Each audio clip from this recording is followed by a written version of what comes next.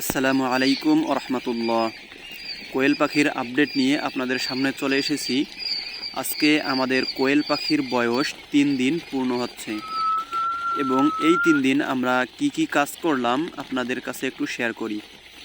3 দিনের মধ্যে আমরা যেই দিন কোয়েল পাখিগুলোকে নিয়ে এসেছি এবং ব্রুডারে ছেড়েছি, ওই দিন প্রথম আমরা গ্লুকোজ এবং লাইসোভিট দিয়েছিলাম পানির সাথে মিশিয়ে, এবং তার কিছুক্ষণ পরে খাবার গুঁড়ো করে আমরা দিয়েছিলাম যেন পাখিগুলো খুব সুন্দর করে খাইতে পারে। এরপরে আমরা তার পরের দিন লাইসোভিট শুধু দিয়েছিলাম। ওই দিন সারাদিনে লাইসোভিটের পানি খেয়েছে তারা এবং খাবার গুঁড়ো করেই দিয়েছিলাম। এরপরে দ্বিতীয় দিন থেকে শুরু করে আজকে তৃতীয় দিন শেষ হইতেছে, এই 2 দিন আমরা এনরোসিন দিয়েছি এবং সেফাভেট 1 দিয়েছি যেন পাখির যেসব ব্যাকটেরিয়া আছে বা নাভি শুকানো এই সব কিছু থেকে পাখিগুলো সুস্থ থাকে, সেজন্য আমরা এই ওষুধগুলো দিয়েছি এবং পাখিগুলো আলহামদুলিল্লাহ অনেক ভালো আছে।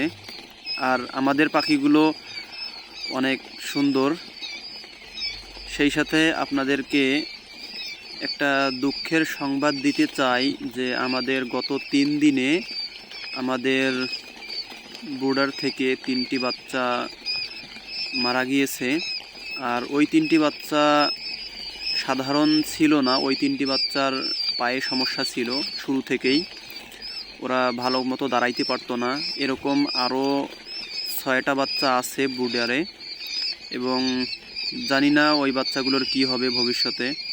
তাও আপনারা দোয়া করবেন যেন বাচ্চাগুলো সুস্থ হয়।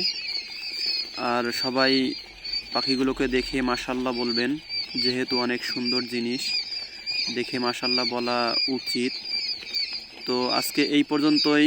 ভালো থাকবেন সবাই এবং কোনো পরামর্শ দেওয়ার থাকলে আপনারা কমেন্ট